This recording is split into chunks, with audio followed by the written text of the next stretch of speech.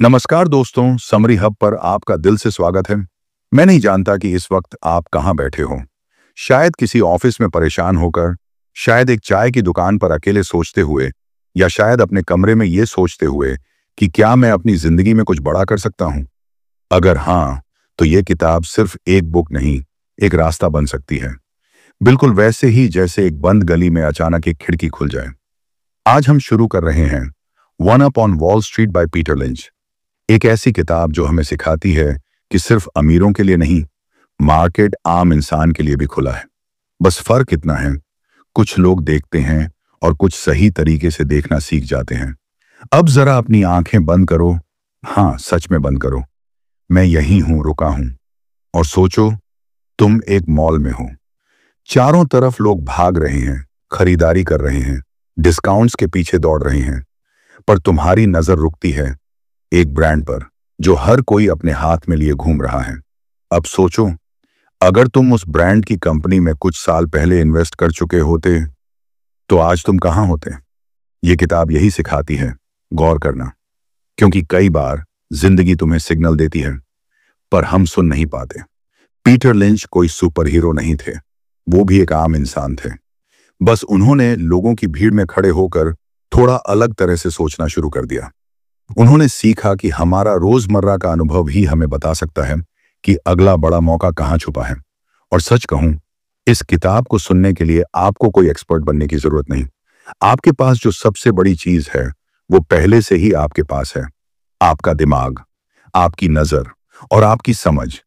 बस इन सबको इस किताब के जरिए एक नई दिशा देने की जरूरत है। तो अगर आप थक चुके हैं, कंफ्यूज्ड हैं कि कहां इन्वेस्ट करें, क्या सही है क्या नहीं, या फिर आप बस ये चाहते हैं कि कोई आपको शांति से, ईमानदारी से समझाए, तो मैं आपके साथ हूं, हर शब्द के साथ, हर सोच के साथ। क्योंकि ये सफर सिर्फ पैसे का नहीं है, ये उस विश्वास का है जो आप खुद में फिर से जगाना चाहते हो। तो चलिए शुरू करते हैं one up on wall street by Peter lynch, सिर्फ समरी हब पर। तैयार हो? Chapter 11, the 2 minute drill. अगर आपके पास किसी स्टॉक के बारे में समझाने के लिए सिर्फ 2 मिनट हों, तो आप क्या कहेंगे? क्या आप अपनी बात को सीधे, साफ और असरदार तरीके से समझा सकते हैं, या फिर आप घुमा फिरा कर बात करेंगे जिसकी ना तो शुरुआत समझ आए ना ही अंत? पीटर लिंच कहते हैं कि अगर आपको किसी कंपनी में निवेश करना है तो सबसे पहले आपको खुद उस कंपनी को समझना चाहिए। और सबसे बड़ी पहचान यही है कि आप उसे किसी और को 2 मिनट में समझा सकें। अब जरा सोचिए, अगर आप किसी से कहें, भाई मैंने एक कंपनी में पैसे लगाए हैं क्योंकि इसका पीए रेशियो बहुत अच्छा है और उसका कैश फ्लो बढ़ रहा है, साथ में डेब्ट टू इक्विटी रेशियो भी कम है, तो सामने वाला सिर्फ गर्दन हिलाएगा, लेकिन समझेगा कुछ नहीं। क्योंकि आपने टेक्निकल बातें बोल दी, असली वजह नहीं बताई। असल में अगर आप खुद नहीं जानते कि आप क्यों निवेश कर रहे हैं, तो आप सिर्फ अनुमान लगा रहे हैं। और शेयर बाजार में अनुमान लगाना मतलब बिना छाते के तूफान में निकल जाना। इसलिए लिंच ने एक बहुत ही आसान टेस्ट बनाया, द 2 मिनट ड्रिल। ये ड्रिल है एक तरह की परीक्षा, जहां आपको अपने स्टॉक के बारे में इस तरह बात करनी है कि एक आम आदमी भी उसे समझ ले। कोई टेक्निकल भाषा नहीं, कोई घुमा फिराकर बात नहीं, सिर्फ सीधी बात कि कंपनी क्या करती है, पैसा कैसे कमाती है और आने वाले समय में उसमें ग्रोथ क्यों है। मान लीजिए आपने एक कंपनी में निवेश किया है जो स्कूली किताबें बनाती है। आप 2 मिनट में क्या बोलेंगे? ये कंपनी देश भर के स्कूलों को किताबें बेचती है। नई एजुकेशन पॉलिसी के बाद स्कूलों में digital and NCERT based content की डिमांड बढ़ी है। इस कंपनी ने सबसे पहले इस जरूरत को पहचाना और अपने प्रोडक्ट्स को अपडेट किया। इसके अलावा इनके पास पहले से ही हजारों स्कूलों का नेटवर्क है। यही वजह है कि आने वाले कुछ सालों में इनकी बिक्री बढ़ सकती है। देखा आपने, कोई बड़ी बड़ी बात नहीं, सिर्फ एक आम इंसान की समझ में आने वाला सीधा तर्क। यही 2 मिनट का ड्रिल होता है। अब लिंच कहते हैं कि आपको हर उस स्टॉक के लिए ये 2 मिनट का स्पष्टीकरण तैयार रखना चाहिए जिसमें आपने पैसा लगाया है या लगाने की सोच रहे हैं। क्योंकि अगर आप किसी चीज को खुद नहीं समझा सकते तो शायद आपने उसे ठीक से समझा ही नहीं है। ये ठीक वैसे ही है जैसे आप एक फिल्म देखने जाएं और बाहर आकर दोस्त पूछे कि कैसी लगी। अगर आपको खुद नहीं पता कि फिल्म में क्या खास था, तो शायद वो समय की बर्बादी थी। इसी तरह शेयर बाजार में भी अगर आपने किसी कंपनी में सिर्फ इसलिए पैसा लगाया क्योंकि किसी ने बताया कि ये अच्छा स्टॉक है, तो आप खुद के पैसे के साथ खिलवाड़ कर रहे हैं। इसलिए अगली बार जब भी आप किसी कंपनी में निवेश करें, तो अपने आप से ये सवाल जरूर पूछें, क्या मैं 2 मिनट में इसका कारण किसी और को समझा सकता हूं? इससे आपको दो फायदे होंगे। एक तो आप कंपनी को और गहराई से समझेंगे, और दूसरा, आप अपने फैसलों में ज्यादा कॉन्फिडेंट और क्लियर रहेंगे। पीटर लिंच के मुताबिक 2 मिनट का यह अभ्यास हर इन्वेस्टर के लिए उतना ही जरूरी है जितना कि डॉक्टर के लिए स्टेथोस्कोप, क्योंकि ये ड्रिल आपको सोचने पर मजबूर करती है कि क्या वाकई आपने जो चुना है वो समझदारी से चुना है या बस भीड़ के पीछे भागने जैसा है। और यही बात सबसे ज्यादा फर्क डालती है, क्योंकि भीड़ को देखकर स्टॉक खरीदने वाले लोग उतनी ही तेजी से नुकसान उठाते हैं जितनी तेजी से उन्होंने खरीदारी की थी। लेकिन जो सोच समझ कर चलते हैं, जो कंपनी की बुनियाद को समझते हैं और जो अपनी बात को साफ साफ रख सकते हैं, वो ही असली निवेशक बनते हैं। तो अब एक छोटा सा काम कीजिए। अपनी पोर्टफोलियो में जो भी कंपनियां हैं, उन पर 2-2 मिनट का स्पष्टीकरण लिखिए। फिर खुद को सामने बैठाकर जोर से पढ़िए। क्या वो समझ आता है? क्या वो लॉजिक क्लियर है? अगर हाँ, तो बधाई हो, आप सही दिशा में जा रहे हैं। और अगर नहीं, तो शायद दोबारा रिव्यू करने का समय आ गया है, क्योंकि शेयर बाजार में भावनाओं से नहीं, जानकारी से कमाई होती है। तो अगली बार जब कोई आपसे पूछे, अरे आप इस कंपनी में क्यों निवेश कर रहे हो, तो मुस्कुराइए और कहिए, बैठिए 2 मिनट, बताता हूं। Chapter 12, getting the facts. किसी भी कंपनी में पैसा लगाने से पहले एक बहुत ही जरूरी काम है, जो ज्यादातर लोग या तो भूल जाते हैं या फिर जानबूझकर टालते हैं, और वो है सच्चाई को जानना, यानी कंपनी के बारे में असली जानकारी इकट्ठा करना। सोचिए, अगर कोई आपसे बोले कि फलाना कंपनी बहुत मुनाफा कमा रही है, जल्दी से पैसा लगाओ, तो क्या आप बिना कुछ पूछे, बिना कुछ जाने, सिर्फ सुनकर पैसे लगा देंगे? शायद नहीं। लेकिन हैरानी की बात यह है कि स्टॉक मार्केट में हजारों लोग यही करते हैं, बिना जानकारी के निवेश। पीटर लिंच बार बार इस बात पर जोर देते हैं कि स्टॉक्स में पैसा लगाने से पहले आपको उस कंपनी के बारे में सचमुच की जानकारी लेनी चाहिए। और जानकारी का मतलब सिर्फ यह नहीं कि उसके शेयर का दाम क्या है। असली जानकारी तो उसके बिजनेस मॉडल, मुनाफे, कर्ज, प्लान्स और उस इंडस्ट्री के हालात के बारे में होती है। अब सवाल उठता है, ये सब जानेंगे कैसे? सबसे पहले कंपनी की वार्षिक रिपोर्ट यानी एनुअल रिपोर्ट। यह एक ऐसा दस्तावेज होता है जिसमें कंपनी खुद अपनी कमाई, खर्च, मुनाफा, कर्ज और प्लान्स के बारे में बताती है। यह रिपोर्ट हर साल आती है और हर निवेशक को इसे ध्यान से पढ़ना चाहिए। लेकिन अगर आपको नंबरों से डर लगता है, तो घबराने की जरूरत नहीं है। लिंच कहते हैं कि आप बस 2 चीजें ध्यान से देखिए, कंपनी की कमाई बढ़ रही है या नहीं, और कर्ज कितना है। मान लीजिए कोई कंपनी हर साल 20% की दर से मुनाफा बढ़ा रही है और उस पर बहुत कम कर्ज है, तो ये एक अच्छा संकेत हो सकता है। दूसरी बात जो पीटर लिंच बताते हैं वो है कंपनी के बारे में छोटी छोटी लेकिन अहम बातें। जैसे कंपनी क्या बेचती है, उसके प्रोडक्ट्स लोगों को पसंद आते हैं या नहीं, क्या वो कंपनी एक आम इंसान की जिंदगी में जगह बना रही है। उदाहरण के लिए, मान लीजिए आप एक सुपरमार्केट में जाते हैं और वहां एक खास ब्रांड का बिस्किट या टूथपेस्ट हमेशा बिकता रहता है। लोग उसे बार बार खरीदते हैं। ये चीज छोटी लगती है, लेकिन निवेशक के लिए बहुत बड़ी बात है। लिंच इसे कहते हैं जमीनी जानकारी, यानी जो चीजें हम अपनी आंखों से देखते हैं, महसूस करते हैं, वो भी निवेश के लिए काफी अहम होती हैं। अब आइए बात करें कंपनी के कर्ज की। अगर कोई कंपनी बहुत अच्छा मुनाफा कमा रही है लेकिन उस पर बहुत ज्यादा कर्ज है, तो ये खतरे की घंटी है। लिंच कहते हैं कर्ज किसी भी कंपनी को अंदर से खोखला कर सकता है, इसलिए कर्ज का लेवल हमेशा चेक कीजिए। इसके अलावा एक और बात जो पीटर लिंच बताते हैं वो है कंपनी की मैनेजमेंट टीम। अगर कंपनी की लीडरशिप समझदार है, साफ सुथरे तरीके से बिजनेस चलाती है और अपने शेयर होल्डर्स को ईमानदारी से जवाब देती है, तो ये एक बहुत बड़ा प्लस पॉइंट होता है। अब यहां पर एक मनोवैज्ञानिक पहलू भी आता है, कंफर्मेशन बायस। बहुत से लोग जब किसी स्टॉक में दिलचस्पी लेते हैं, तो वो सिर्फ वही बातें ढूंढते हैं जो उनके फैसले को सही साबित करें। जैसे अगर उन्हें लगता है कि कोई स्टॉक अच्छा है, तो वो सिर्फ उसी तरह की रिपोर्ट्स, खबरें और राय ढूंढते हैं जो उसे सही साबित करें। लिंच हमें इस जाल से बचने की सलाह देते हैं। वो कहते हैं खुद को चुनौती दो, ऐसे सवाल पूछो जो उस कंपनी के खिलाफ हों। क्या हो अगर मुनाफा अचानक गिर जाए? क्या कंपनी का प्रोडक्ट पुराना हो जाए? क्या नए कॉम्पिटिटर आ जाएं? अगर इन सवालों के जवाब देने के बाद भी आपको लगे कि कंपनी मजबूत है, तभी आगे बढ़िए। एक और अहम बात पीटर लिंच बताते हैं कि हर जानकारी जरूरी नहीं कि इंटरनेट पर ही मिले। कई बार आपको बैंक स्टेटमेंट, ब्रोकरेज रिपोर्ट्स या किसी कर्मचारी की राय से भी काफी कुछ समझ आ सकता है। और अगर आप कंपनी के स्टोर या ऑफिस जाकर देख सकें तो सोने पर सुहागा। ये जमीनी अनुभव आपको उस कंपनी के असली हालात समझा सकता है। लिंच कहते हैं, इन्वेस्टिंग कोई जुआ नहीं है, लेकिन अगर आप बिना जानकारी लिए पैसा लगा रहे हैं तो ये जुआ ही बन जाता है। अगर आप सच में पैसा कमाना चाहते हैं तो आपको मेहनत करनी पड़ेगी। स्टॉक्स के नाम याद रखने से ज्यादा जरूरी है कंपनी के फैक्ट्स याद रखना।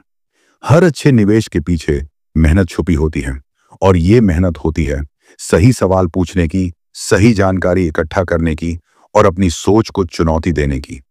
तो अगली बार जब कोई स्टॉक आपको बहुत आकर्षक लगे तो उससे पहले खुद से पूछिए, क्या मेरे पास इस कंपनी के सही फैक्ट्स हैं? क्या मैंने सिर्फ सुनी सुनाई बातों पर भरोसा किया है या मैंने खुद गहराई में जाकर जांच की है? क्योंकि असली इन्वेस्टर वही होता है जो अपनी मेहनत और जानकारी से फैसला करता है, ना कि भीड़ के पीछे चलकर। Chapter 13, some famous numbers. जब भी कोई शेयर खरीदने की बात होती है, ज्यादातर लोग सबसे पहले जिस चीज पर नजर डालते हैं वो है नंबर। और इसमें सबसे ज्यादा पॉपुलर नंबर होता है पीई रेशियो, यानी प्राइस टू अर्निंग्स रेशियो। लेकिन असली सवाल यह है, क्या हर बार यह नंबर सच बोलता है? क्या सिर्फ नंबर देखकर हम किसी कंपनी का भविष्य जान सकते हैं? आज हम समझेंगे कि कैसे ये फेमस नंबर्स हमारी मदद भी कर सकते हैं और कभी-कभी हमें धोखा भी दे सकते हैं। मान लीजिए आपके सामने दो कंपनियां हैं। एक कंपनी का पी रेशियो है 10 और दूसरी का 50। अब ज्यादातर लोग कहेंगे, भाई पहली कंपनी सस्ती है तो वही खरीदो। लेकिन यहीं पर गलती हो जाती है, क्योंकि पी रेशियो एक नंबर है, लेकिन उसके पीछे की कहानी समझना और जरूरी है। अगर किसी कंपनी का पी रेशियो बहुत ज्यादा है तो इसका मतलब यह भी हो सकता है कि मार्केट को उस कंपनी से बहुत उम्मीदें हैं, वो कंपनी बहुत तेजी से ग्रो कर रही है। वहीं अगर पी रेशियो बहुत कम है तो शायद मार्केट को उस कंपनी पर भरोसा नहीं है या कंपनी मुश्किल में है। तो नंबर अपने आप में कुछ नहीं होता, असली चीज होती है उस नंबर के पीछे की वजह।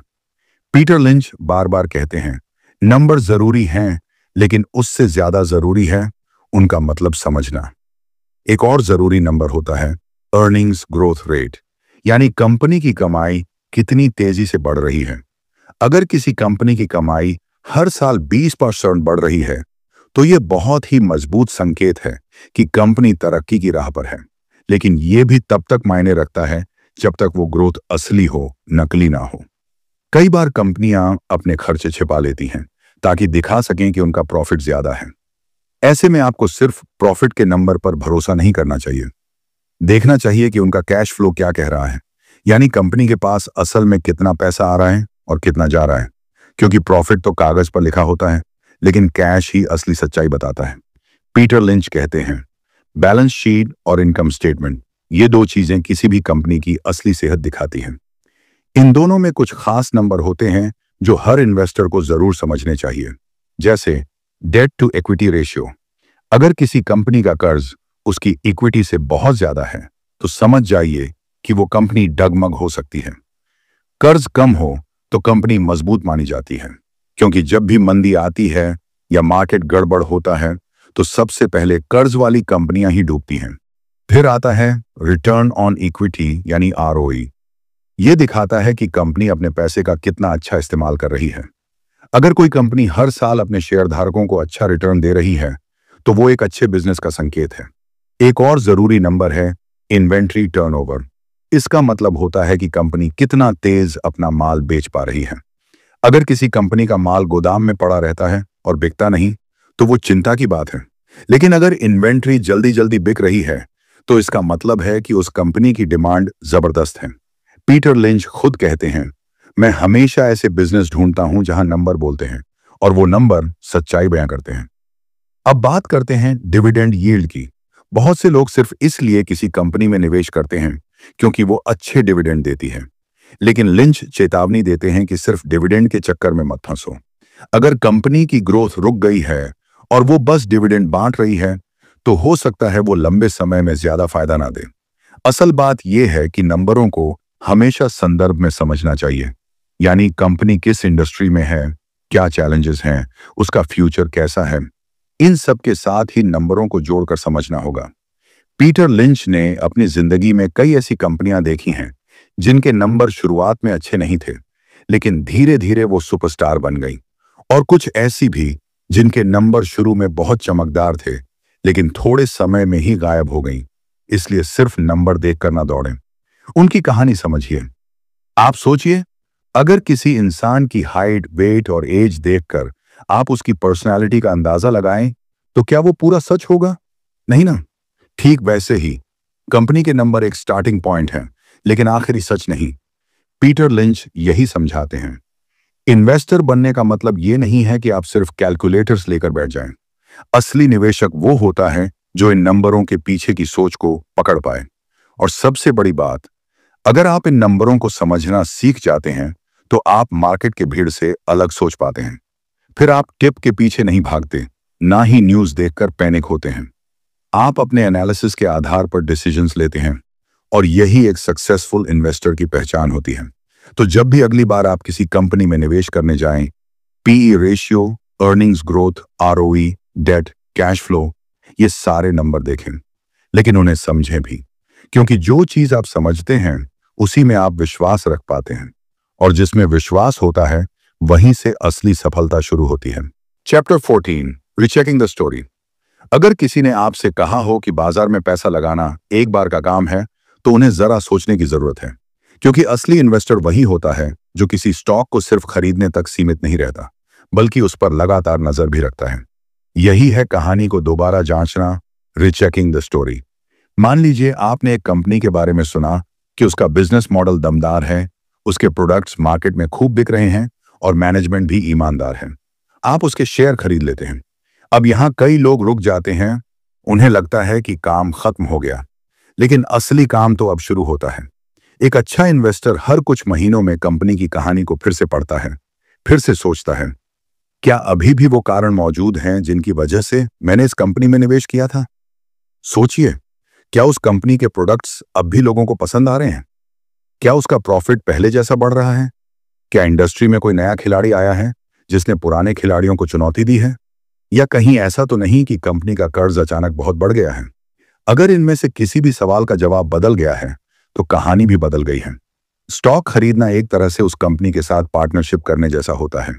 जैसे कोई दुकान आप शुरू करें और फिर सालों तक कभी जाकर न देखें कि दुकान चल कैसे रही है, तो वो बेवकूफ़ी नहीं तो और क्या है। ठीक वैसे ही स्टॉक मार्केट में भी अगर आप एक बार खरीद कर भूल जाते हैं, तो आप जुएबाजी कर रहे हैं, निवेश नहीं। पीटर लिंच इसी बात पर जोर देते हैं।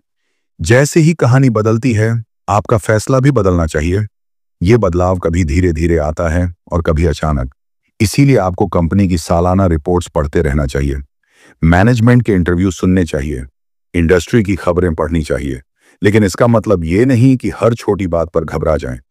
कई बार मार्केट का मूड खराब होता है, लेकिन कंपनी बिल्कुल ठीक चल रही होती है।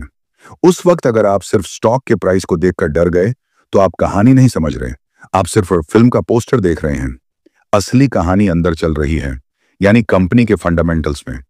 कभी कभी इन्वेस्टर्स एक स्टॉक को बहुत ऊंचे दाम पर खरीद लेते हैं, सिर्फ इसलिए क्योंकि उन्हें लगता है कि यह बहुत तेजी से बढ़ेगा। लेकिन जब कहानी में एक छोटा सा ट्विस्ट आता है, जैसे कंपनी का एक प्लांट बंद हो गया या सरकार ने कोई नया नियम बना दिया, तो वो घबरा जाते हैं और नुकसान में बेच देते हैं। लेकिन अगर आपने कहानी को सही ढंग से जांचा होता, तो आप पहले से तैयार रहते। मान लीजिए एक कंपनी नए प्रोडक्ट लॉन्च करने वाली थी और आपने उसी उम्मीद में उसमें पैसा लगाया। लेकिन अगर 6 महीने बाद वो प्रोडक्ट लॉन्च ही नहीं हुआ या उसकी सेल्स बहुत कम रही, तो अब सवाल उठता है, क्या अब भी उसी कारण से आप इस स्टॉक को होल्ड कर रहे हैं?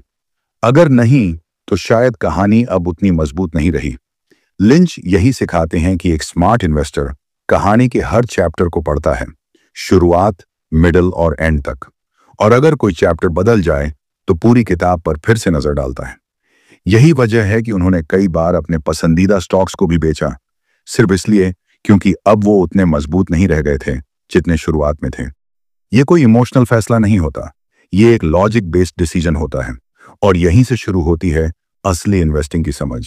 हर तिमाही, हर साल कंपनी के नंबर, उसकी रणनीति, उसका लोन, उसका ग्रोथ प्लान, ये सब देखना जरूरी है, क्योंकि समय के साथ सब कुछ बदलता है और आप तब तक नहीं समझ पाएंगे जब तक आप उस कहानी को फिर से पढ़ने की आदत नहीं डालते।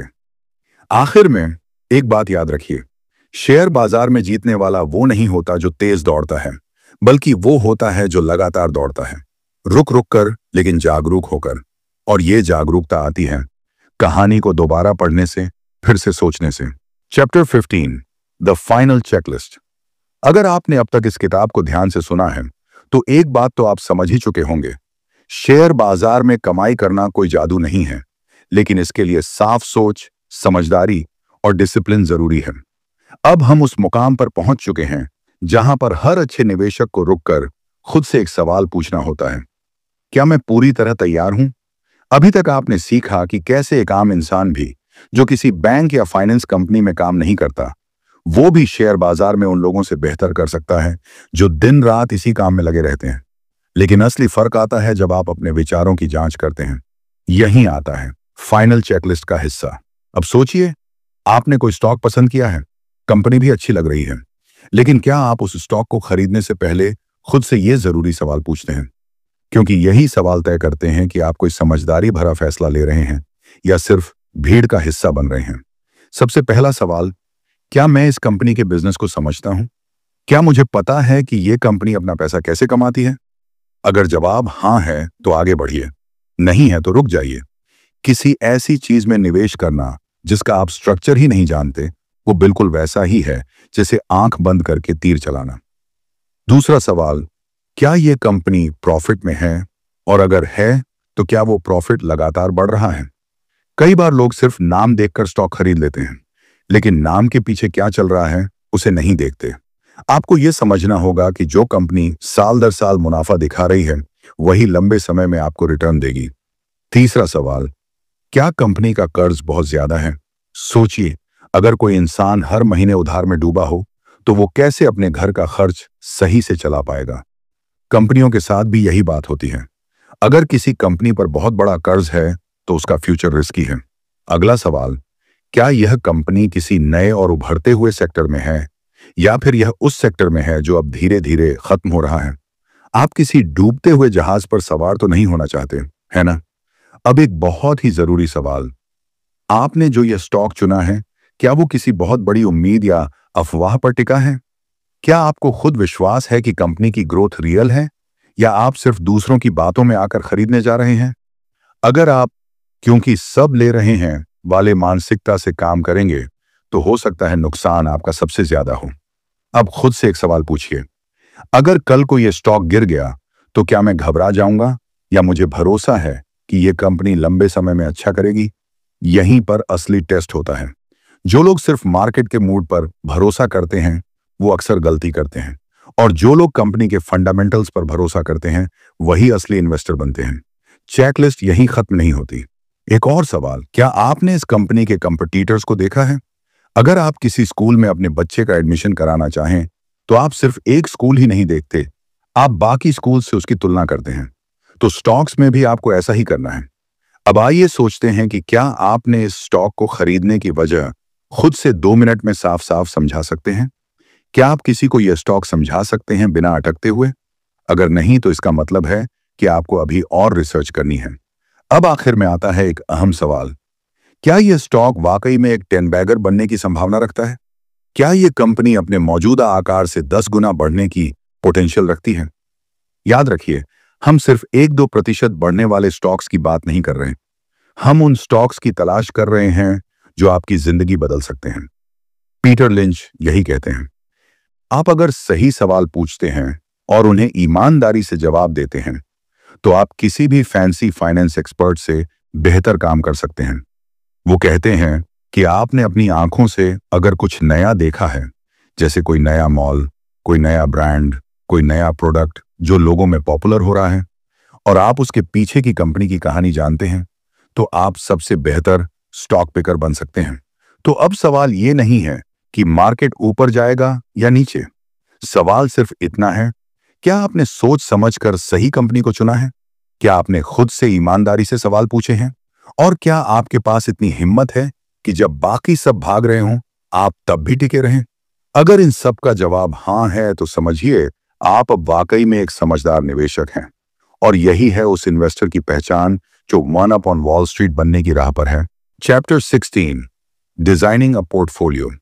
तो अब जब आपने सही स्टॉक्स को पहचान लिया, उनकी कहानी समझ ली, नंबर चेक कर लिए और चेकलिस्ट से भी गुजर गए, तो अगला सवाल उठता है, अब इन सबको मिलाकर क्या करें? एक आम इंसान यही सोचता है, बस अच्छा स्टॉक मिल गया, पैसा डाल दिया, अब इंतजार करो। लेकिन असली काम वहीं से शुरू होता है, एक मजबूत पोर्टफोलियो बनाना। यहीं से खेल बदलता है। मान लीजिए आपके पास 10 अलग अलग कंपनियों के स्टॉक्स हैं। कोई टेक्नोलॉजी की है, कोई फार्मा की, कोई बैंकिंग की। अब आपको सोचना है, क्या इनमें बैलेंस है? क्या आपने एक ही सेक्टर में ज्यादा पैसा डाल दिया है? क्या आपने उन कंपनियों पर ज्यादा भरोसा कर लिया है जिनकी जानकारी बस सुनी सुनाई बातों पर है? यहां पर पीटर लिंच की बात सुनिए। जब आप पोर्टफोलियो डिजाइन करते हैं, तो आपका मकसद सिर्फ ज्यादा कमाना नहीं होना चाहिए। मकसद यह होना चाहिए कि अगर कोई एक स्टॉक नीचे चला भी गया, तो बाकी उसे संभाल लें। यही बैलेंस है। अब एक और बात ध्यान में रखिए, हर स्टॉक एक ही टाइम में नहीं बढ़ता। कोई जल्दी दौड़ता है, कोई धीरे धीरे, और कुछ ऐसे होते हैं जो आपको सालों तक इंतजार कराते हैं, लेकिन फिर एक दिन ऐसा उछाल लेते हैं कि सब पिछला इंतजार वसूल हो जाता है। यही वो स्टॉक्स होते हैं जिन्हें पीटर लिंच 10 बैगर्स कहते हैं, यानी जो आपका पैसा 10 गुना कर दें। लेकिन सवाल यह है, आप क्या उतना धैर्य रख सकते हैं? एक अच्छा पोर्टफोलियो उसी इंसान का होता है जो न सिर्फ अच्छे स्टॉक्स को चुनता है, बल्कि उन्हें सही मात्रा में बांटता भी है। मान लीजिए आपने किसी एक स्टॉक में 80% पैसा डाल दिया और वह स्टॉक गिर गया, तो समझिए पूरी मेहनत पानी में चली गई। लेकिन अगर आपने वो 80% 4 या 5 अलग अलग मजबूत स्टॉक्स में लगाया होता, तो रिस्क कम हो जाता। अब बात करते हैं, पोर्टफोलियो में कितने स्टॉक्स होने चाहिए? लिंच का मानना है, ना बहुत ज्यादा, ना बहुत कम। अगर बहुत कम होंगे तो रिस्क बढ़ जाएगा, और अगर बहुत ज्यादा होंगे तो आपको खुद नहीं पता चलेगा कि आपने क्या खरीदा है। आइडियल संख्या 10 से 20 स्टॉक्स। यही वो दायरा है जहां आप हर कंपनी की कहानी को समझ सकते हैं, उसकी खबरें फॉलो कर सकते हैं और सही समय पर निर्णय ले सकते हैं। अब एक और चीज समझिए, जब आप पोर्टफोलियो डिजाइन करते हैं, तो कुछ स्टॉक्स शॉर्ट टर्म के लिए होते हैं, कुछ लॉन्ग टर्म के लिए। कुछ ऐसे भी होते हैं जो बस ट्रैकिंग के लिए होते हैं, यानी जिन पर आप नजर रख रहे होते हैं लेकिन तुरंत पैसा नहीं लगा रहे। ये तीनों लेयर आपके पोर्टफोलियो को मजबूती देते हैं। सोचिए जैसे एक थाली में अलग अलग तरह के पकवान हों, कोई तीखा, कोई मीठा, कोई नमकीन। सबका अपना जायका होता है, लेकिन मिलकर वो थाली पूरी बनती है। इसी तरह एक पोर्टफोलियो में भी वेरिएशन जरूरी है। हाई ग्रोथ वाले स्टॉक्स, स्टेडी कंपाउंडर्स, डिविडेंड वाले स्टॉक्स और कुछ एक्सपेरिमेंटल आइडियाज। लेकिन सबसे जरूरी है आपको खुद ये पता हो कि कौन सा स्टॉक किस कैटेगरी में है। कभी कभी लोग एक गलती करते हैं, वो एक छोटे स्टार्टअप कंपनी में पैसा लगाते हैं, लेकिन उससे उम्मीद करते हैं कि वो टाटा जैसी स्टेबिलिटी देगा, या फिर किसी गवर्नमेंट बैंक में पैसा लगाते हैं और सोचते हैं कि वो टेस्ला जैसी ग्रोथ देगा। ये मिसमैच नहीं होना चाहिए। अपने स्टॉक्स से वही उम्मीद रखें जो उनकी कैटेगरी के अनुसार ठीक हो। अब एक इंसानी आदत की बात करें, जब हम किसी एक कंपनी में प्रॉफिट देखते हैं तो जल्दी बेच देते हैं, और जो नुकसान दे रही हो उसे पकड़े रहते हैं सालों तक, यह सोचकर कि शायद कभी सुधर जाए। लेकिन लिंच कहते हैं, घायल घोड़े को गोली दे दो। यानी जो स्टॉक कंसिस्टेंटली खराब कर रहा हो, उसको अपने पोर्टफोलियो से निकालने में शर्म ना करें।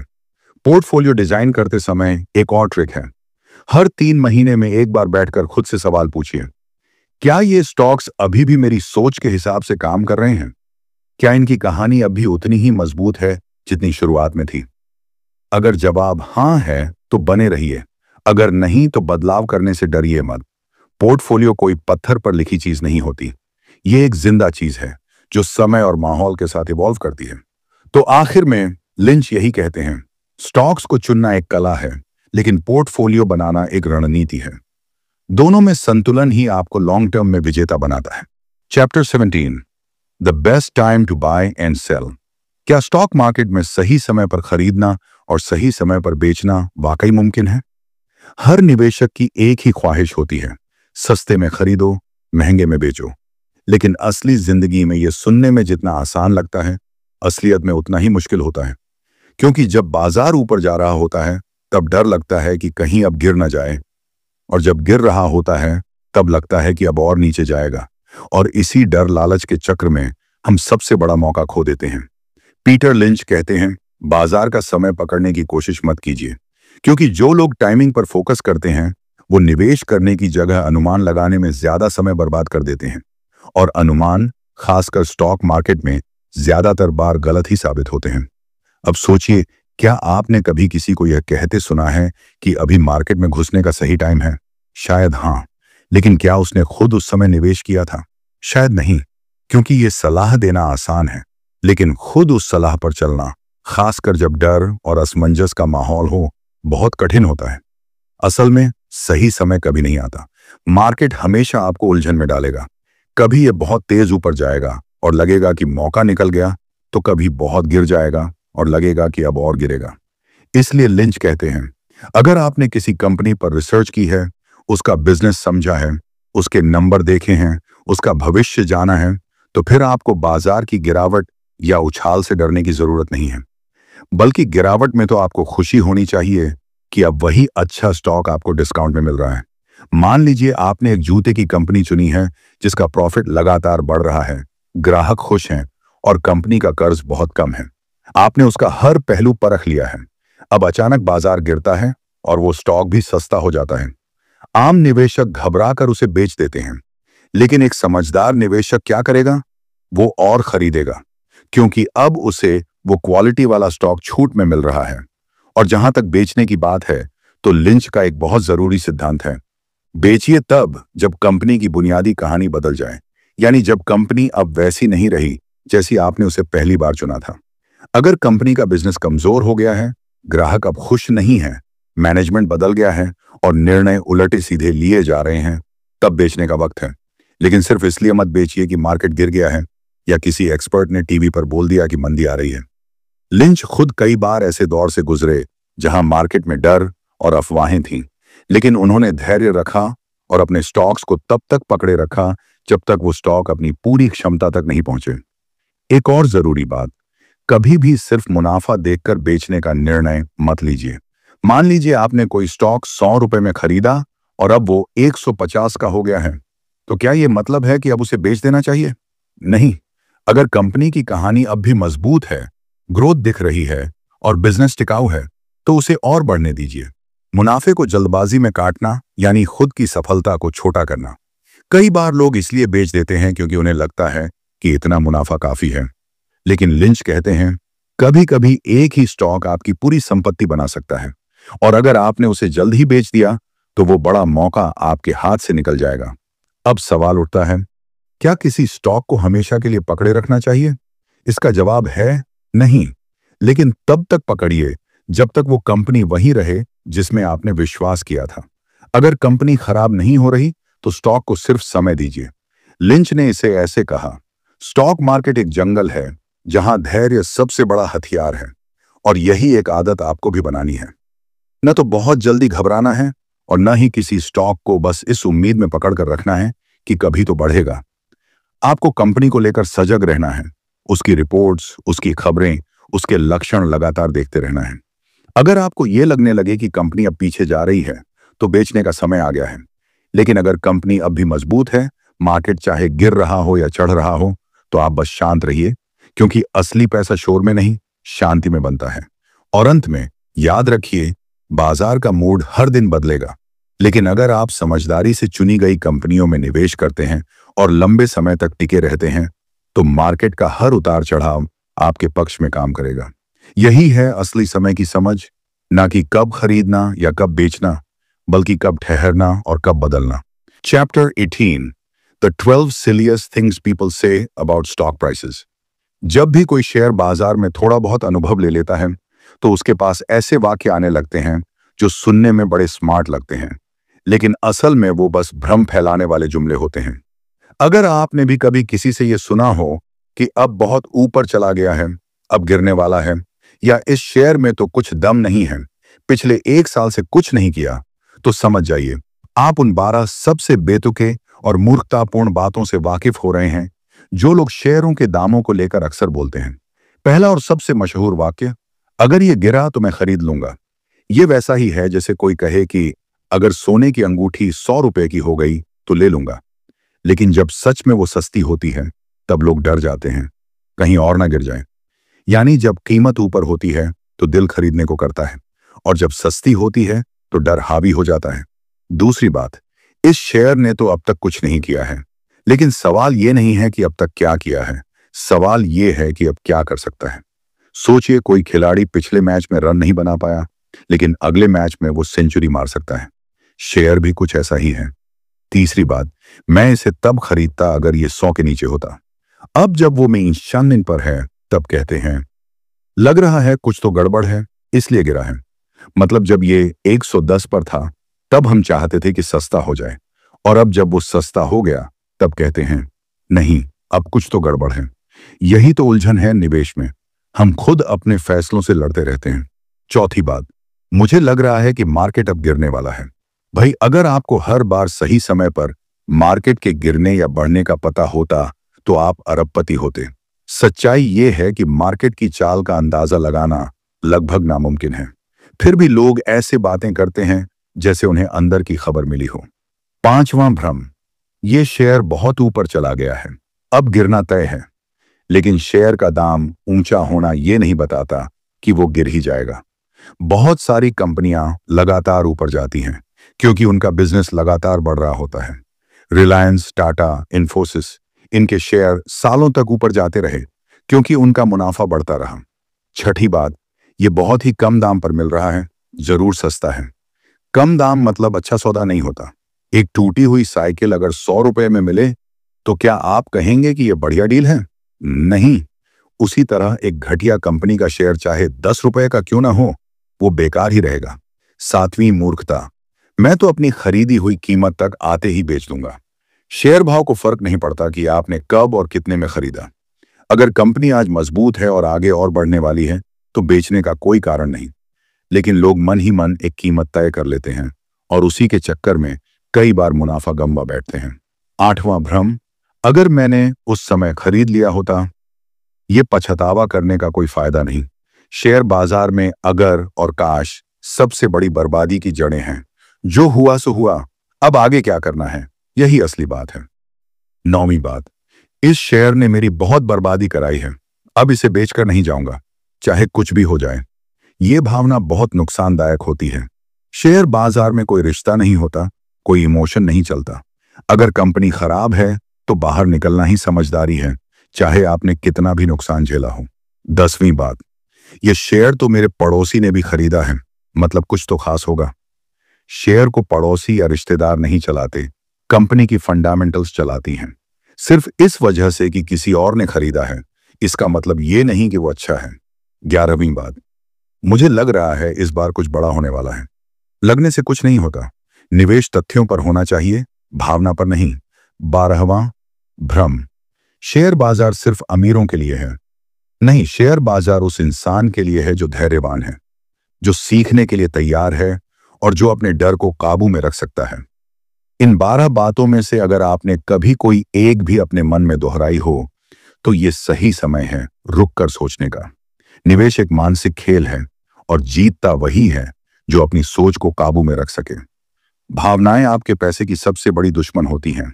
अगर आप इन भ्रमों से दूर रहेंगे तो यकीन मानिए आप भी स्टॉक मार्केट में एक कदम आगे रहेंगे। इस अध्याय का संदेश साफ है, लोग क्या कह रहे हैं उस पर मत जाइए, बल्कि जो कंपनी कर रही है उस पर ध्यान दीजिए। शेयर का दाम क्या है ये कम मायने रखता है, असली बात यह है कि कंपनी की कमाई, भविष्य और प्लान्स कैसे हैं। यहीं से बनता है समझदार निवेशक। Chapter 19, options, futures and shorts. जब आप शेयर बाजार में निवेश के बारे में सोचते हैं तो शायद आपके दिमाग में सबसे पहले यही आता है, कंपनी का शेयर खरीदो, उसे कुछ सालों तक पकड़े रहो और जब दाम बढ़ जाए तब बेच दो। लेकिन बाजार में कुछ और भी तरीके होते हैं जिनके बारे में लोग बात करते हैं, जैसे ऑप्शंस, फ्यूचर्स और शॉर्ट सेलिंग। सुनने में ये सब कुछ फैंसी और स्मार्ट लग सकता है, लेकिन क्या ये आम इंसान के लिए सही है? क्या ये सब वाकई समझदारी है या सिर्फ दिखावे की चीजें हैं? पीटर लिंच साफ कहते हैं, जब तक आप किसी चीज को अच्छी तरह समझ नहीं लेते, तब तक उसमें पैसा मत लगाइए। और ऑप्शंस, फ्यूचर्स और शॉर्ट्स, ये तीनों ही चीजें इतनी उलझी हुई होती हैं कि ज्यादातर लोग बस दूसरों की देखा देखी इनका नाम लेते हैं, लेकिन खुद नहीं जानते कि ये असल में है क्या। चलिए इसे एक आसान उदाहरण से समझते हैं। मान लीजिए आपके पास एक आम है। आप सोचते हैं कि ये आम एक हफ्ते में बहुत महंगा हो जाएगा, तो आप किसी और से वादा करते हैं कि आप उससे आज के रेट पर आम खरीदेंगे, लेकिन डिलीवरी एक हफ्ते बाद लेंगे। अगर आपकी बात सही निकली और आम का रेट बढ़ गया तो आपको फायदा होगा, लेकिन अगर रेट गिर गया तो नुकसान होगा। यही है फ्यूचर्स, भविष्य में कुछ खरीदने बेचने का सौदा। अब बात करते हैं ऑप्शंस की। ऑप्शन मतलब आपको हक है कि आप वो चीज खरीदें या नहीं, लेकिन मजबूरी नहीं। जैसे आपने 100 रुपये देकर एक कूपन लिया कि अगर अगले महीने आम का दाम 200 रुपये हो गया तो आप 150 रुपये में खरीद सकते हैं। अब अगर रेट 200 हो गया तो आप फायदा में हैं, लेकिन अगर रेट 140 ही रहा तो आप ऑप्शन को छोड़ सकते हैं। उस 100 रुपये का नुकसान जरूर हुआ, लेकिन बड़ा नुकसान नहीं हुआ। ऑप्शन इसी तरह का एक दांव है, छोटा दांव, बड़ा इनाम, लेकिन रिस्क भी साथ चलता है। अब आता है सबसे ज्यादा भ्रमित करने वाला शब्द, शॉर्ट सेलिंग। ये आम सोच के बिल्कुल उल्टा है। इसमें आप वो चीज बेचते हैं जो आपके पास है ही नहीं। जी हाँ, पहले बेचते हैं, बाद में खरीदते हैं। अगर आप सोचते हैं कि किसी कंपनी का शेयर गिरेगा तो आप उसे शॉर्ट करते हैं, मतलब किसी से उधार शेयर लेकर बेच देते हैं और जब दाम गिरता है तो सस्ते में खरीद कर लौटा देते हैं। इस बीच का मुनाफा आपका, लेकिन अगर शेयर का दाम बढ़ गया तो घाटा भी बढ़ता जाता है, और वो घाटा अनलिमिटेड हो सकता है। यानी आपने जितना लगाया उससे कई गुना ज्यादा नुकसान हो सकता है। पीटर लिंच साफ कहते हैं, ये सारे टूल्स केवल उन्हीं के लिए हैं जिन्हें ये पूरी तरह समझ में आते हैं। ऑप्शंस और फ्यूचर्स का इस्तेमाल बड़े बड़े संस्थागत निवेशक करते हैं, हेजिंग यानी जोखिम को कम करने के लिए। लेकिन आम निवेशक अगर बिना समझे इसमें घुस जाता है तो ये ज्यादा जुए जैसा हो जाता है, ना कि निवेश जैसा। एक और चीज जो लिंच बार बार बताते हैं, बाजार में शॉर्ट टर्म चालें बहुत ज्यादा अनप्रेडिक्टेबल होती हैं, और ये सारी चीजें, ऑप्शंस, फ्यूचर्स, शॉर्ट्स, इन्हें आप तभी ठीक से चला सकते हैं जब आपको बाजार की चाल पर पूरा भरोसा हो। लेकिन सच्चाई यह है कि बाजार कभी भी किसी की नहीं सुनता, चाहे वो कितना भी अनुभवी हो। तो सवाल उठता है, अगर आप एक लॉन्ग टर्म इन्वेस्टर हैं जो कंपनियों के बिजनेस, मुनाफे, ग्रोथ और वैल्यू पर ध्यान देता है, तो क्या आपको इन सब चीजों की जरूरत है? जवाब है बिल्कुल नहीं। पीटर लिंच कहते हैं कि अगर आप अपना ध्यान ऐसी पेचीदा चीजों में लगाते हैं तो आप असली गेम को भूल जाते हैं, यानी उस कंपनी का बिजनेस, उसका प्रॉफिट, उसका डेवलपमेंट। एक निवेशक का असली काम है अच्छी कंपनी को पहचानना, उसके फंडामेंटल्स को समझना और उस पर विश्वास करना, ना कि ट्रेडिंग के इन उलझे हुए औजारों में उलझ जाना। इस चैप्टर का असली सबक यही है, जो चीज समझ में आए उसी में पैसे लगाइए, बाकी सब केवल शोर है। ऑप्शंस, फ्यूचर्स और शॉर्ट्स का आकर्षण दिखने में बड़ा है, लेकिन उसमें खो जाने का खतरा भी उतना ही बड़ा है। और सबसे बड़ी बात, निवेश का मकसद ये नहीं होना चाहिए कि आप दूसरों से ज्यादा स्मार्ट दिखें, बल्कि ये होना चाहिए कि आप अपने पैसे को समझदारी से बढ़ा सकें। लिंच बताते हैं कि उन्होंने अपनी पूरी जिंदगी में शॉर्ट सेलिंग पर कभी ध्यान नहीं दिया, क्योंकि वह मानते हैं कि बाजार को ऊपर जाते हुए पकड़ना ज्यादा आसान है, बजाय इसके कि आप नीचे जाते हुए किसी चीज को पकड़ें। शेयर जब बढ़ता है तो वह 100% से 1000% तक भी जा सकता है, लेकिन गिरते हुए शेयर में आपका फायदा सिर्फ तब तक है जब तक वह जीरो ना हो जाए। यानी फायदे की लिमिट है, लेकिन नुकसान की कोई लिमिट नहीं। इसलिए अगली बार जब कोई आपको ऑप्शंस या शॉर्ट सेलिंग के बारे में कुछ कहे तो सोचिए, क्या आप वाकई समझते हैं कि आप क्या कर रहे हैं? क्या आप उस रिस्क को संभाल सकते हैं? अगर जवाब ना है तो खुद को इनसे दूर रखना ही समझदारी है। असली पैसा तब बनता है जब आप कंपनियों की ग्रोथ में पार्टनर बनते हैं, न कि उनके गिरने की उम्मीद में दांव लगाते हैं। बाजार एक जंग का मैदान नहीं है जहां हर दिन हार जीत तय होती है। यह एक मैराथन है, और इसमें जीतता वही है जो समझदारी से, धैर्य के साथ दौड़ता है। Chapter 20, 50,000 Frenchman can be wrong. मान लीजिए आप किसी रेस्तरां के बाहर खड़े हैं, वहां बहुत लंबी लाइन लगी हुई है। आप बिना सोचे समझे वहीं खड़े हो जाते हैं, क्योंकि आप सोचते हैं इतने लोग गलत थोड़ी ना हो सकते। लेकिन क्या कभी आपने सोचा है, अगर ये सारे लोग किसी अफवाह के पीछे भाग रहे हों, अगर भीड़ ने भी बस भीड़ को देखकर फैसला किया हो? शेयर मार्केट में भी कुछ ऐसा ही होता है। लोग अक्सर सोचते हैं अगर इतने सारे लोग इस स्टॉक को खरीद रहे हैं तो ये जरूर अच्छा होगा। लेकिन पीटर लिंच कहते हैं यही सबसे बड़ी भूल होती है। इस अध्याय में हम समझेंगे कि भीड़ का पीछा करना कैसे नुकसान का सौदा बन सकता है। शेयर मार्केट में कई बार आपको ऐसे स्टॉक्स दिखेंगे जो अचानक तेजी से ऊपर जाते हैं। न्यूज चैनल चिल्ला चिल्ला कर कहेंगे this is the next big thing. Internet पर हर जगह उसका नाम होगा। आपके दोस्त, पड़ोसी, ऑफिस के लोग सब उसी स्टॉक की बात कर रहे होंगे और फिर आपके अंदर भी बेचैनी होगी, कहीं मैं पीछे ना रह जाऊं। यही है FOMO, fear of missing out. और यही फोमो लाखों लोगों को गलत फैसले लेने पर मजबूर कर देता है। लेकिन लिंच कहते हैं सही निवेशक वो है जो भीड़ से उल्टा सोचे। जब सब बेच रहे हों तब सोचें क्या यह सही समय है खरीदने का, और जब सब खरीद रहे हों तो खुद से पूछें क्या यह स्टॉक अब महंगा हो गया है। एक पुरानी कहावत है, जब बाल काटने वाला भी आपको स्टॉक टिप देने लगे तो समझ जाइए कि बाजार में कुछ गड़बड़ है। इसका मतलब ये नहीं कि वो व्यक्ति गलत है, मतलब ये है कि जब हर कोई किसी चीज के पीछे भाग रहा हो तो सकता है कि वो चीज पहले ही अपनी कीमत से ज्यादा पहुंच चुकी हो। पीटर लिंच हमें एक और बेहद गहरा सबक सिखाते हैं। स्टॉक की वैल्यू भीड़ से नहीं बनती, स्टॉक की वैल्यू उसके बिजनेस से बनती है। अगर किसी कंपनी का मुनाफा नहीं बढ़ रहा, उसका प्रोडक्ट नहीं बिक रहा और बस भीड़ उसकी कीमत बढ़ा रही है, तो वो स्टॉक ज्यादा दिन नहीं टिकेगा। अक्सर लोगों को लगता है कि ज्यादा लोग जो कर रहे हैं वो सही है, लेकिन इतिहास हमें बताता है कि भीड़ बार बार गलत होती है।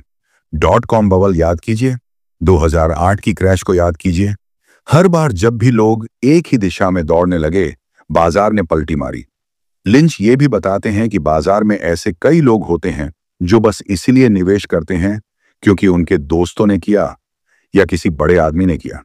लेकिन सच्चा निवेशक वही है जो सोच समझकर, रिसर्च करके और लॉजिक के साथ फैसला ले।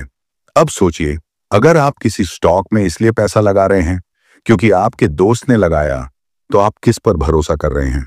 अपनी रिसर्च पर या किसी और के भरोसे पर? एक और बात, पीटर लिंच कहते हैं कि कुछ लोग इस भरोसे में स्टॉक खरीदते हैं कि इतने सारे लोग गलत नहीं हो सकते। लेकिन याद रखिए, 50,000 लोग भी गलत हो सकते हैं अगर वो बिना सोचे समझे फैसले ले रहे हैं।